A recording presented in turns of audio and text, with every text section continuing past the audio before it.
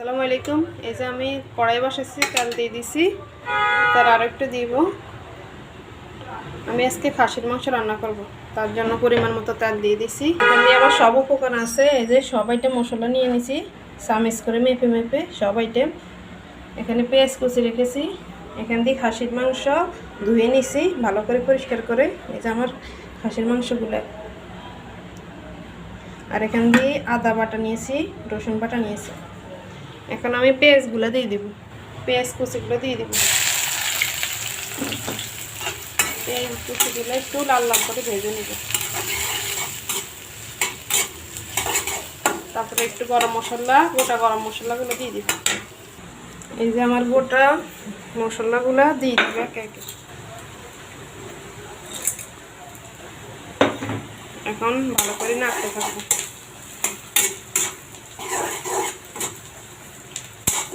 তেল পেস্টটা ভাজা ভাজা হইলে আদা রসুন দিয়ে দিব।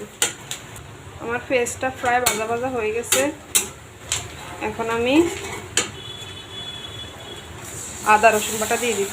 এখন ভালো করে আদা রসুনের গন্ধ দেওয়া পর্যন্ত ভালো করে নাড়তে থাকবো। এই যে আমার পেস্টটা ভাজা ভাজা প্রায় হয়ে গেছে, আদা রসুন বাটাও হয়ে গেছে ভাজা। এখন আমি পানি দিয়ে দিব। পানি দিয়ে দিব যাতে মশলাটা পুড়ে না যায়। এখন একে একে সব মশলা দিয়ে দিব।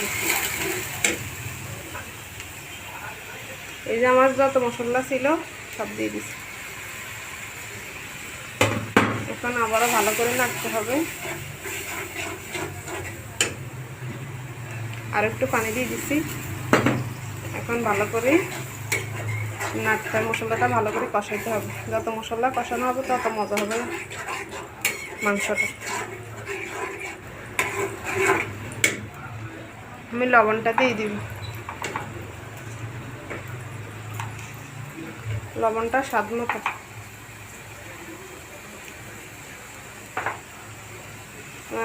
মশলাটা ভালো করে কষাইতে হবে। তারপরে মশলাটা কষানো হইলে আমি মাংস দিয়ে দিব।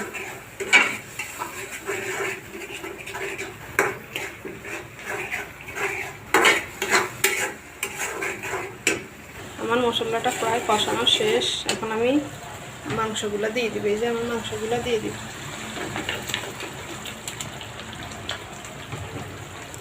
এখন ভালো করে নিয়ে ঢাকনা দিয়ে দিব।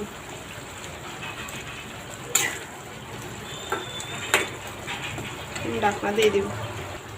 আমি ভালো করে নিয়ে দিয়ে এখন ঢাকনা দিয়ে দিব। কষানো ভালো করে হইলে গরম পানি দিয়ে দিব। এই যে ঢাকনা দিয়ে দিব। এই যে আমার খাসির মাংসটা